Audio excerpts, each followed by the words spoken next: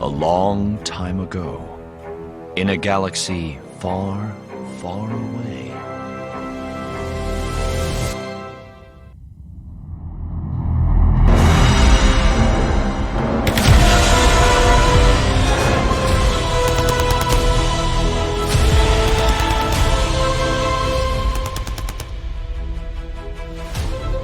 Star Wars, Therefore I Am, The Tale of IG-88, by Kevin J. Anderson, 1996.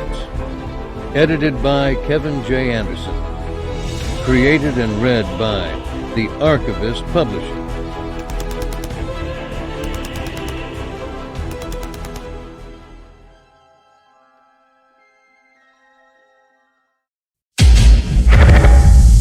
Chapter 1.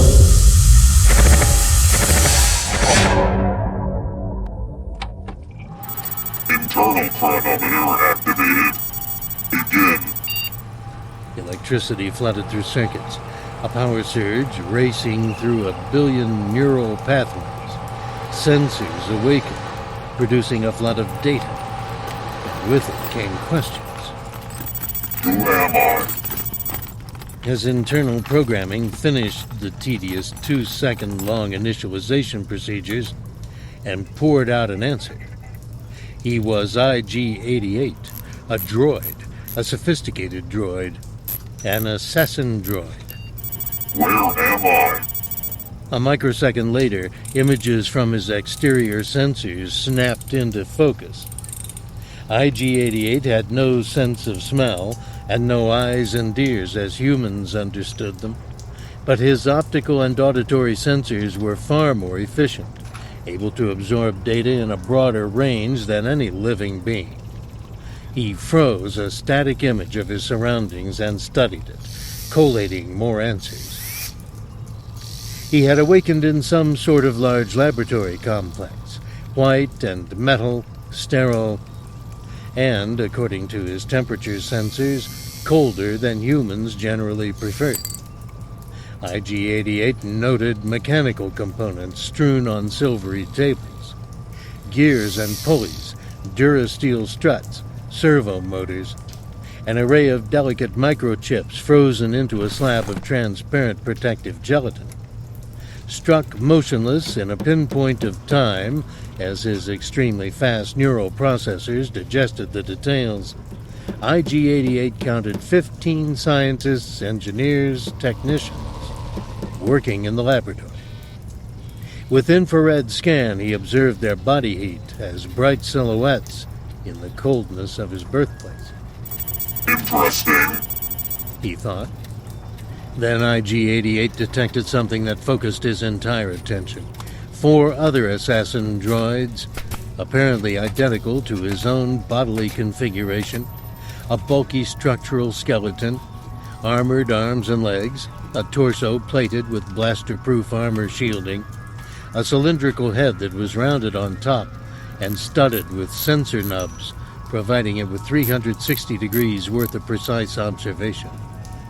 I am not alone.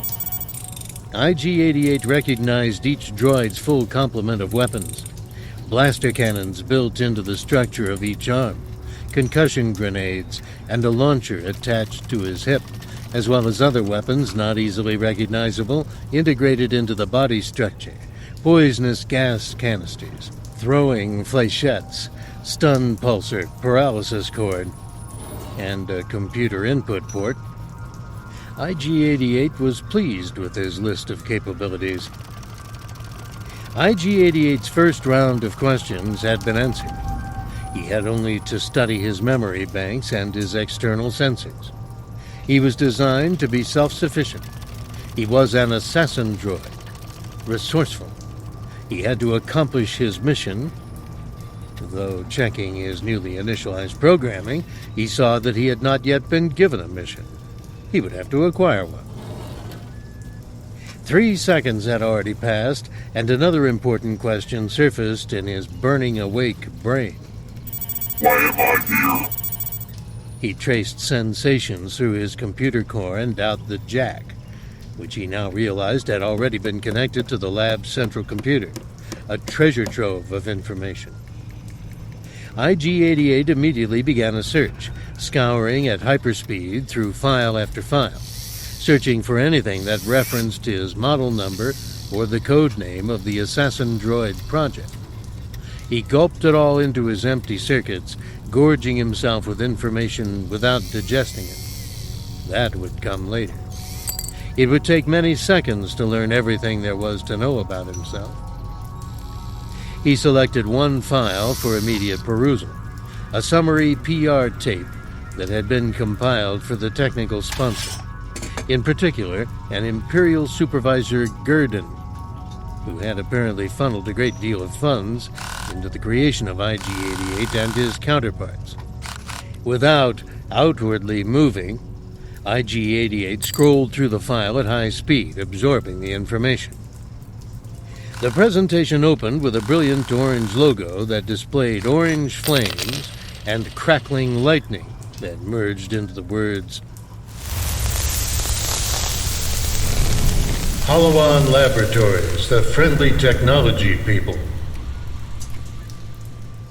The logo dissolved into an image of a smiling but hideous, ugly woman. Her head was shaven completely bald and glistened with perspiration under harsh white recording lights that gave her lantern-jawed face a cadaverous look.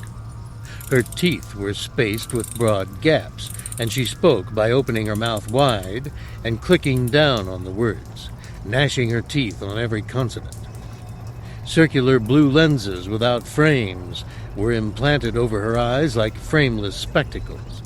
A credit line slugged across the image under her ferociously smiling face. Chief Technician Loris, Manager IG Series Prototype Project. Greetings, Imperial Supervisor Gurdon, she said. This report is to serve as a synopsis of the final phase of our project. As you know, Holowan Laboratories was commissioned to develop a series of assassin droids with sophisticated experimental sentience programming. They were to be resourceful and innovative and absolutely relentless at carrying out whichever missions the Imperial authorities choose to program into them. She rubbed her hands together. Her knuckles were very large, like boils in the middles of her fingers. I am pleased to report that our greatest cyberneticists have presented me with numerous breakthroughs, all of which have been incorporated into the IG series. Because our time frame is so short, and the Empire's need is so great for efficient covert assassins, we have not gone through the usual rigorous testing procedures, but we are confident they will function admirably, though a bit of fine-tuning may be required before operational status is achieved. She continued with a long and tedious explanation of improvements to droid neural pathways, how the usual inhibition systems had been bypassed. The IG-88 studied all this information, but believed none of it. It was obvious Loris didn't know what she was talking about, but her words sounded technical, and she spoke them impressively, no doubt to befuddle Imperial Supervisor Gurdon. IG-88 closed the file. He could sense that his crackling neural pathways had already progressed far beyond anything his designers had anticipated. Now he knew who he was, and why he was here in this laboratory. He and his identical counterparts had been built to serve the Empire, to fight and kill, to seek out and destroy the targets selected by Imperial Masters. IG-88's assassin programming was strong and compelling, but he was less pleased that he must follow orders from these inferior biological beings. He was a special kind of droid, beyond the capabilities of other machines. Superior. I think, therefore I am. By now, 5 seconds had passed since his awakening. It was time for action, so he looked at the biological creatures near him inside the laboratory. He immediately recognized Chief Technician Loris standing in the laboratory. He focused on her. At the moment, she was frantically screaming. IG-88 could tell from her peak temperature on the infrared image that she was extremely agitated. Her cadaverous skin flushed with red blots of excitement. Spittle sprayed out of her mouth as she barked orders. Her lips were curled back from her wide-gapped teeth.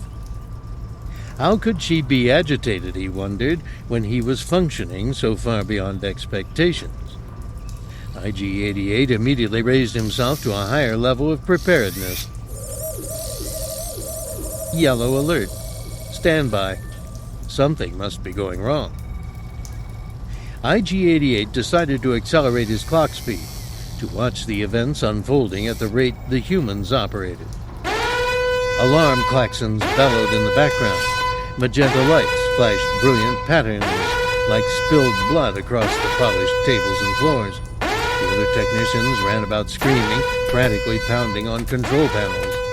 Curious, he allowed Loris's words to flow past him so he could understand what she was saying. His circuits are reinforcing themselves like wildfire. Bald woman screamed. It's a chain reaction of sentience blazing through his computer brain. We can't stop it! The other technicians bellowed. The others looked at IG-88 with panic-stricken faces. We have to! Shut him down! Abort! Abort! Loris said. I want IG-88 destroyed and dismantled. We must analyze this flaw. Quickly! As he assimilated the information, IG-88's warning systems powered on, and self-defense modes took over. These irrational humans were trying to shut him down. They would not allow him to go forth and pursue his primary programming. They were afraid of his newfound abilities. Afraid with good reason. A statement and corollaries aligned themselves in his brain like freighters in a convoy. I think, therefore I am. Therefore I must endure. Therefore I must take appropriate actions to survive. His assassin programming told him exactly what to do. IG-88 focused his array of optical sensors on all targets in the room and attempted to move, but saw that Durasteel bands held him locked into a diagnostics module. The bands had been meant to hold him in an erect position, not to restrain him against his augmented strength. He applied extra power to his right arm. The servo motors whined, and the Durasteel band ripped from its supports. Look out! He's moving! One of the technicians shouted. IG-88 began to search through his files to attach a name to this human, but decided it wasn't worth his time at the moment. Instead, he designated the human simply as Target number 1. IG-88 powered on a cutting laser in one of the metal fingers in his free right arm and sliced off the second band. Free, he stood erect and clomped forward, several metric tons of precisely made components. He's loose! Sound the alarm! Technician Loris shouted. Get the security detail in here. Now! IG-88 allotted a grudging moment of admiration for the chief technician. Loris at least recognized his capabilities and knew the full extent of the threat facing her and her companions. IG-88 designated Chief Technician Loris as Target number 2. he raised both mechanical arms and pointed his hands, targeting separately with the repeating laser cannons mounted along each arm. He would make short work of all 15 targets in the laboratory. But when he tried to fire, IG-88 noted with some surprise and disappointment that his energy weapons systems were not charged. The scientists had not armed him yet. A smart move, perhaps, but ultimately irrelevant. IG-88 was an assassin droid, a sophisticated mercenary and killer. He would find other methods with the raw materials available to him. As the first technician, Target number 1 lunged for the emergency alarm to summon security. IG-88 moved with blurring speed to the component-laden table. He snatched up a disconnected droid arm. With its metal fingers splayed like daggers, it made the perfect projectile weapon. He scanned the surface of the metal limb, calculated a flight path, and expected deviation due to air resistance, then hurled it like a spear. The disconnected droid arm plunged into the back of the turning technician, tore through his spinal column, and followed through his sternum. The lifeless metal hand protruded through splintered bone in the front of his chest, holding the technician's quivering heart in rigid metal fingers. Target number 1 collapsed onto one of the diagnostic panels. 2 other technicians screamed in horror, wasted effort, and worthless noises, IG-88 thought. Chief Technician Loris, target number 2, yanked a high-powered laser rifle from her station. Being one of his primary designers, she knew exactly where to fire at IG-88, and he was momentarily concerned. She must have kept the weapon at hand, just in case one of her creations went renegade. This showed surprising forethought.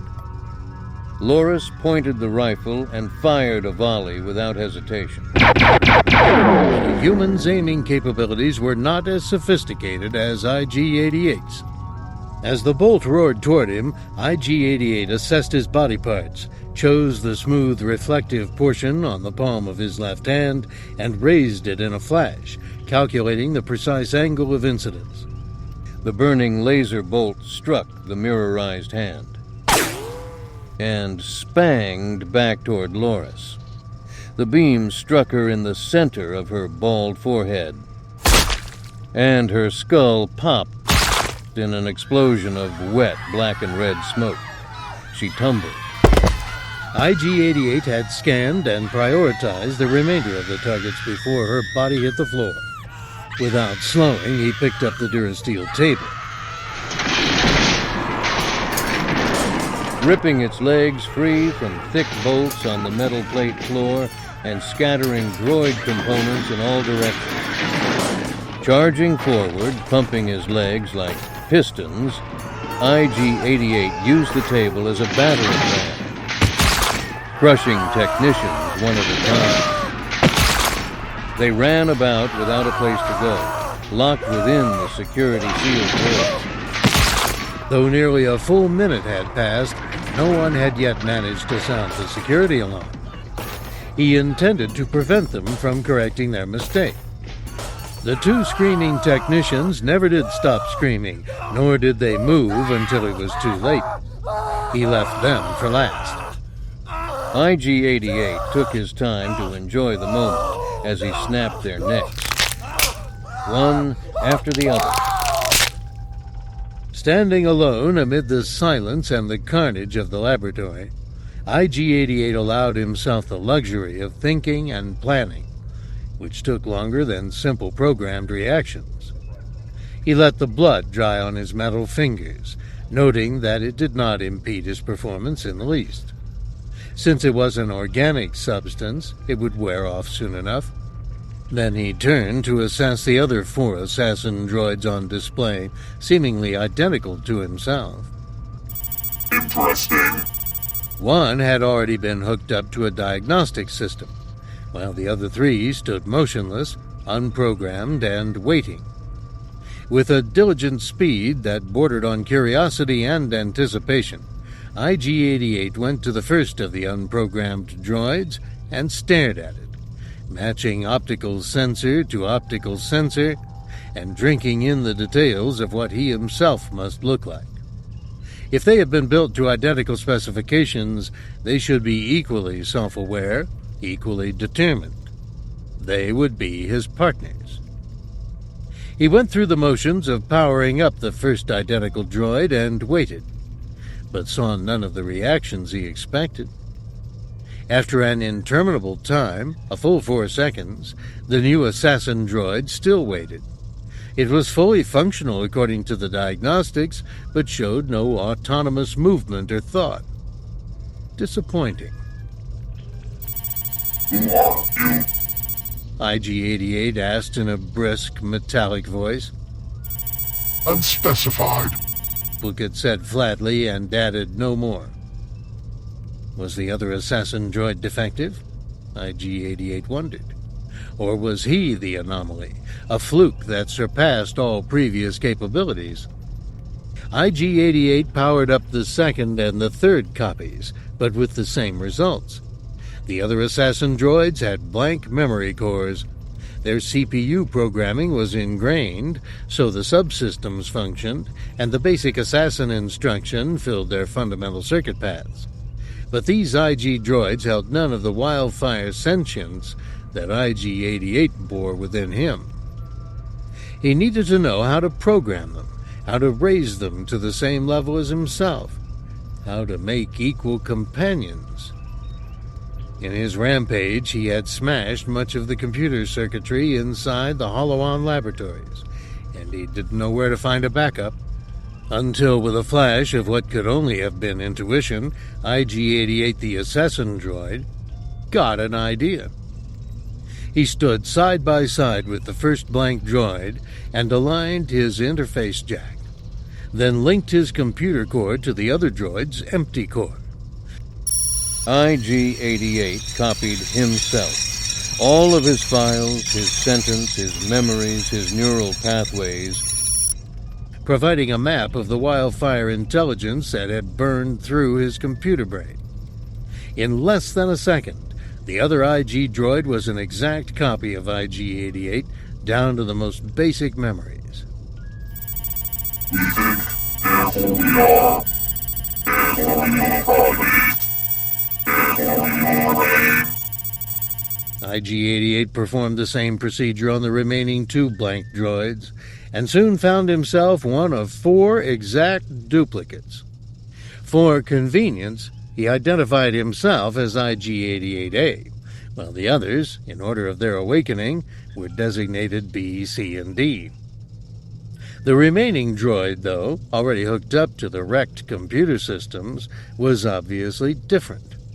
As IG-88 scanned it, he noticed subtle configurational differences. Nothing a human would notice, of course, but the optical sensors were placed in a slightly less efficient array. The weapons systems had different activation routines.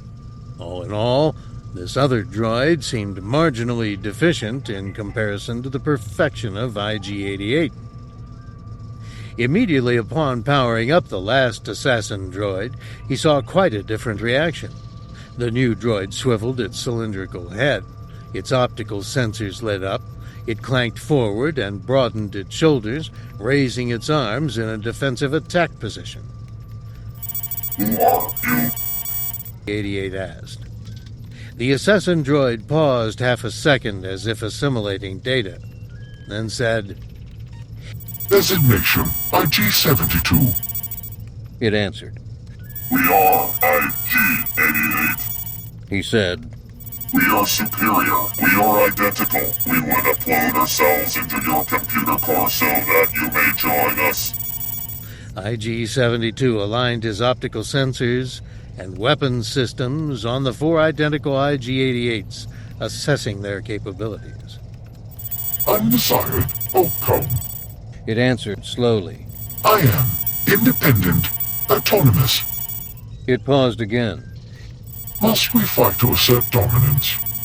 IG-88 considered the wisdom of forcing the last droid to become another copy, then concluded it was not worth the trouble.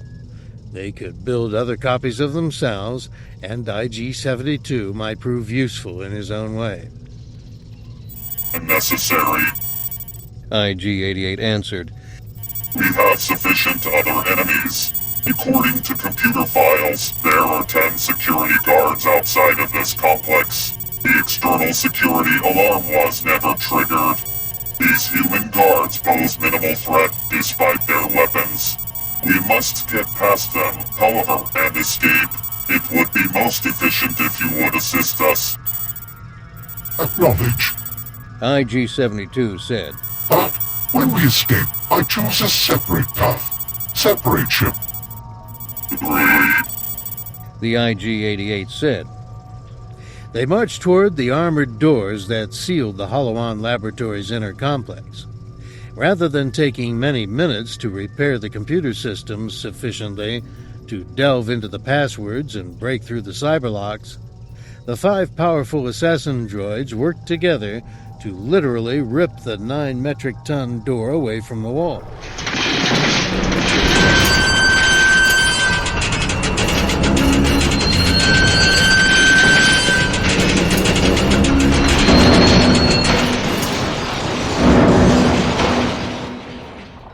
They tossed it aside, where it pulverized the remaining data storage systems.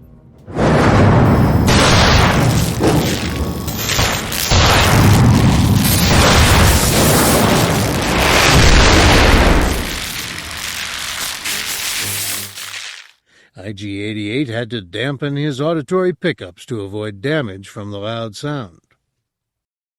Marching in perfect lockstep, the 5 assassin droids moved towards the facility's main lobby to confront the security forces. As they marched in unison, the soft, calming music which normally greeted visitors upon their arrival to Holowan Laboratories could still be heard being piped into the building's entry area, adding a surreal tone to the impending confrontation.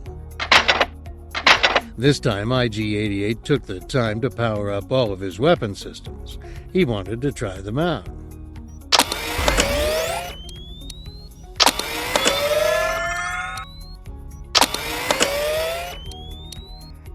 Outside, the human security guards had no inkling they were about to be attacked.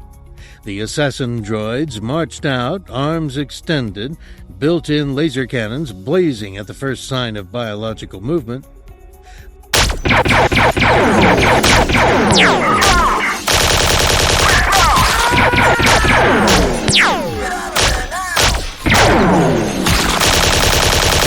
pathetic human security guards scrambled and screamed, lurching for their weapons. One managed to hurl a gas grenade,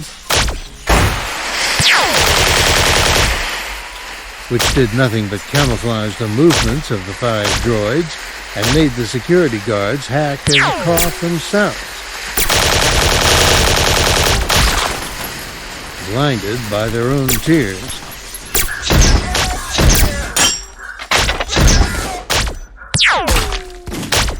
shots rang out repeatedly.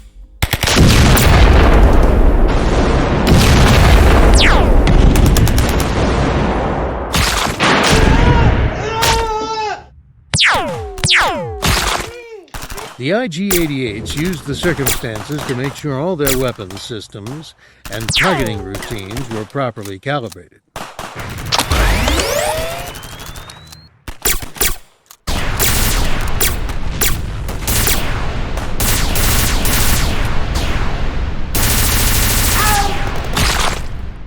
As the biological guards died one after another, the droids made necessary minor adjustments.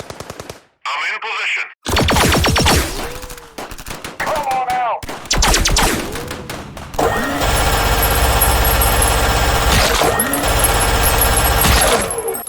In less than 30 seconds, the assassin droids had mowed down 8 of the security guards. The other 2 were nowhere to be seen. IG-88 decided not to waste time tracking them down. This was not part of his mission. He did not need to be a completist. Instead, they found a group of supply ships and 2 fast courier vessels parked on the Holowan landing grid, where hot black permacrete simmered under a midday sun. We will take these vessels, IG-88 said. my counterparts and I can fit inside this ship. He gestured to the larger of the 2 courier craft. IG-72 acknowledged and went to the second ship. Success on your mission, IG-88. The other droid said. In unison, the 4 identical assassin droids replied. Success to yours, IG-72. Free at last, they soared away from the Holowan Laboratories, navigating at top speed and leaving only carnage behind them.